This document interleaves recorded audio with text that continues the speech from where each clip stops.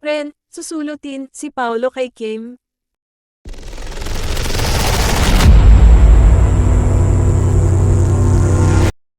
Pangarap pala ni Ren Escanio na makapareha sina Carlo Aquino at Paolo Avellino, ha? Si Carlo ay nakawork na niya sa Viva One series na kung hindi lang tayo sumuko, pero pipiliin niya pa rin itong makapareha. Ayon kay Ren, noong nag-start ako sa showbiz, sobrang fan po ako ni Carlo Aquino. Nakawork ko na si Kaloy dito sa past project ko sa Viva One sa kung hindi lang tayo sumuko. And noong maging friends kami, parang okay, parang iba na lang pala. Hindi, joke lang, biro niya. Siya pa rin, napakagaling po talaga ni Carlo Aquino. Lagi po siyang nasa listahan ko kahit anong mangyari, say pa niya. Magkakakilala naman daw sila ni Paulo dahil sa isang dinner with friends. Mahusay rin daw kasing umarte si Paulo kaya gusto niya rin itong makapareha.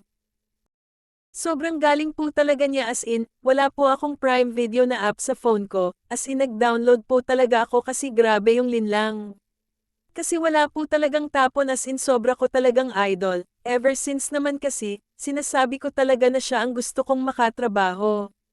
As in kahit na mapahiya ako sa harapan niya kasi sobrang, alam ko sobrang galing niya, lalamunin niya ako pero grabe, as in alam kong may matutunan ako sa kanya. Yung mga ganun kasing kaeksena ng mga artista, iba, sa katulad ko po, as in iba yung impact, iba yung nakukuha ko talaga. Kwento niya pa, hindi raw ipapadama sa iyo ni Paulo na baguhan ka. Sobrang down to earth niya na parang feeling ko parang matagal na kayong magkakakilala. Sobrang generous din, sobrang bait, so sabi ko, okay siya. At may mga friends ako na nakawork siya, ganyan, chill, mabait po, very professional, kita naman natin, pagtatapos niya. May nagbiro tuloy na susulutin ni Ren si Paulo kay Kim Chiu. Pero wala naman daw dapat ikawori ang fans ng Chiu Pao, tawag sa tambalan ni na Kim at Paulo, dahil hindi raw siya basta-basta napofall sa mga kawork na nagpapakita ng kabaitan sa kanya. Ayon pa kay Ren, focus muna siya sa kanyang career at hindi siya magjojowa hanggat hindi siya nagkakaroon ng billboard sa EDSA. Tama naman si Ren na dapat muna siyang mag-focus sa kanyang career lalo pat ang ganda-ganda ng itinatakbo nito ngayon.